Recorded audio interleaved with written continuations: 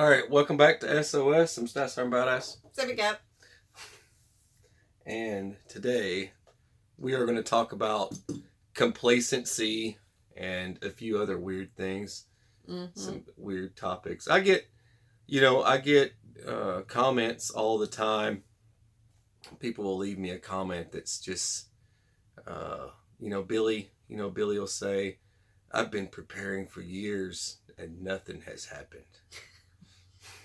Well, that's a good thing. One of these days, something bad's going to happen for the people that think that we're bonkers. Or why would you do that? Why would you even invest? Why would you even spend that time? And for some people that just have given up on prepping, this is one of the things that I wanted to talk about real quick, was people who give up on prepping or just don't think about things anymore. They quit. They get complacent with it. Honey, why is all of our canned food bad?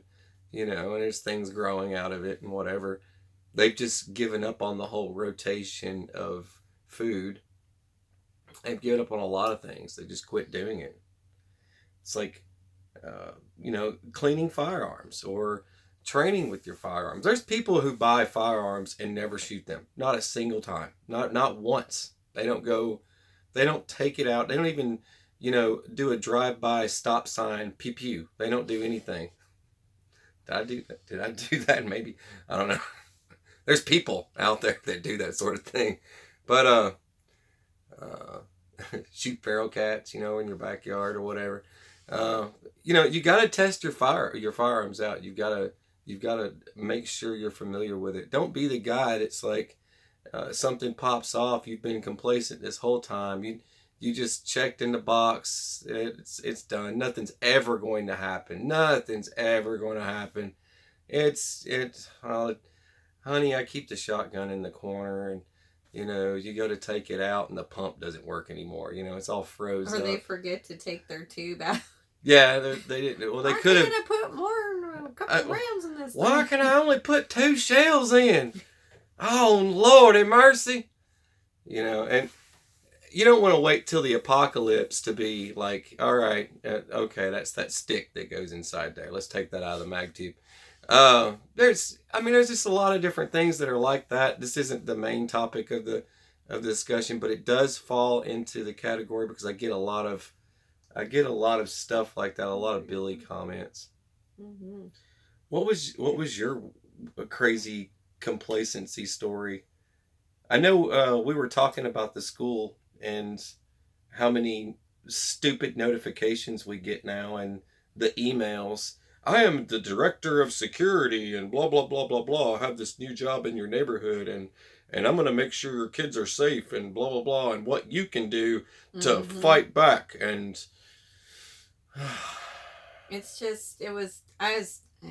okay, so when we go to pick our kid up, and there's most schools have the chain link fence that wraps around the playground, and there's this big gate on the side where we drive through to pick our kids up, and it's always wide open.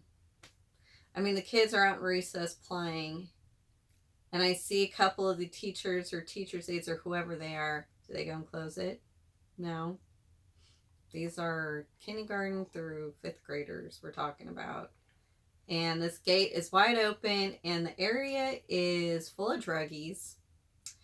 And yeah, it's heinous. It's really bad. But it's got 4.7 stars. Don't care. There's still those slugs that are outside your building. So this has been going unnoticed since August. And a month ago, I called and I said, look, this is ridiculous. Why is this gate not being taken care of? Because it takes a split second for a kid to bolt out of that gate, run across, we're in between our cars, and get hit out into the actual main street. So there's people, you got a lot of druggies, or there's a lot of young adults that live there that in their little hot rod or race cars, and they kind of whip down there because they don't really have any cops that just sit there. But they're gonna get hit or someone's gonna get taken. It's my phobia. They're just gonna walk in there, snatch a kid, and walk out. And this place has turned into that kind of environment. There's a lot of pedo bears out there. Mm-hmm. You know, they roll up in the van that says free candy, that kind of ordeal. But uh, if if they really wanted to protect those kids, like they mentioned camera systems and all that stuff. Cool, uh, you people of law enforcement that are not in uniform that are there. Okay, all right. He's not closing the gate. That's the problem. It's it's something small like that you get complacent on. Nothing has ever happened. No one has ever walked through that gate, and then I mean that's wide Okay. range opened area. I mean you're They talking. they know. I know some of the teachers know it's open because I see them from time to time going and closing the gate. And I called and they gave me the vice principal, and I said, "Why is this gate not fixed? It has been since August, and that was back in March, just this last month when I complained." And she said, "Well, we sent in for a part for that hinge because the hinge to it, it's not staying put, and it ends up, instead of latching, well, I guess it's the latch, not the hinge, but the latch isn't latching, and it like flops down or something, and the light, and it swings wide open, and we're waiting for the part." I'm like, "Okay, but you can't go to Home Depot because it's just your typical standard chain link latch." So, and she says, "Well, it should be here soon." And then I pull up the other day, the gate is wide open. And I'm like, "I'm not Didn't doing you this." say the vice principal said that, oh the fifth No, this is graders? no, this Who is. was it? I'm getting there. I'm getting Oh, to it. okay, okay. So I'm like, "I'm not doing this. I'm not doing this. I'm not being compliant. I am not going to go with your wishes of I'm going to sit on my butt and wait because you said you had a part ordered. I'm not being compliant with you. I'm done." So I walk in there and I said, "I want to talk to the principal about that gate being open." And so finally I see the principal's coming and I'm like, "Okay, did you not know that this gate has been wide open?" I explained the reasons, kids running out, people coming in. And I said, with all these messages I'm getting about safety, you guys need to improve your safety by getting this latch fixed because of all the active shooters that are coming and barging around or whatever. And he was stuttering and stumbling and fumbling all over the place. He said, "Well, we're also trying to, incorporate the fifth graders to shut the gate when they see it." I'm like, "They are outside playing. How is that their responsibility to make sure this gate is properly shut?" And I'm like, "Can we not tie a bungee cord? I got a bungee cord or zip ties or heck a rope. Can we just at least tie it up? Because I understand you got people that need access to cut the lawn or whatever, so They can come get the key just like it's I guess a they, bathroom yeah." ordeal. I mean, why can't it be like an old truck stop somewhere where a person has to go get the freaking a hubcap, the hubcap with the chain on it, Mm-hmm. and carry that to the bathroom. I mean, why can't it be like that just to open the door? Yeah, I was just like baffled. Like, one of my kids is those kids that will like completely bolt out across that street, and it seems like you guys are waiting for But when something happens to actually get off your butts and do it. but when something happens, they're gonna blame everything but themselves. This Mm-hmm. won't have anything to do with anything they've done wrong But at all. Sippy will be right there saying, "Nope, No, I'm no, I making sure told you. you get jail time, people." And this, yeah, I can tell nobody's complained. People see the gate. Parents see the gate open all the time. And I could tell no one's complained because he acted the way he was replying like that's the first time somebody's Yeah, confronted him about yeah. it. And he actually said, "Well, I didn't know it was happening that much." And I said, "Yeah, it's pretty much every day I come, drop my kid off, pick him up, the gate is open." And it's because people don't say anything. And it gets, yeah, and that's why I knew people aren't saying anything. They're being complacent. Or maybe if they called like I did and they're complying with that whole, "Well, we're just, the part's on its way." I'm like, "Oh, okay, well, since you guys, said you're doing something about it, I guess, that's, I'll go along with that." And yeah. that's just like correcting anyone or people that say it's not like that. If there's situations out there that you get involved in where you have to have moral courage. You have to face people and you Mm-hmm. have to correct them on the spot. You have to have that courage to do that. You can't wait and say to yourself, this goes back into this. Like, you can't wait and say to yourself, hey, somebody else can deal with that. Somebody else is going Yeah. to get that for me. Someone, that's not right, but I think somebody else is going to say something. So I'm not really worried about it. I'm sure they're on top of it, Yeah, so they've got that all figured out. But we need more of that. More, there needs to be more people like that because when someone does say something, no one's even going to believe them. It's be like it's never been a problem before, Mm-hmm. and you're saying something. But it's good to question everything around you and don't just accept whatever snowball answer they give you. I mean, that's you could be a sucker for any con man if you took that. I mean, just someone just chunking a little snowball at you, like get away from me. Gotta And call people out. you gotta call them out. You can't just let them walk over you. Well, it'll be interesting when I go pick up the kid today because if that gate's open, I'm gonna have to call the city. But definitely, but you got to stand your ground. I mean, Mm-hmm. it's That's a like big deal. it's like the stuff that goes on in my neighborhood, and I stand up for us. Someone may or may not call the law on me because they're terrified of me and the way I said it to him. And he's very scary. He's got a loud voice. I talk loudly. I That use my diaphragm of yours. diaphragm when I talk, so it comes out, and they'll freak out and call somebody and say, "Oh man, you were doing this," and then the cop will laugh and say, "Seriously, they Mm-hmm. were doing that?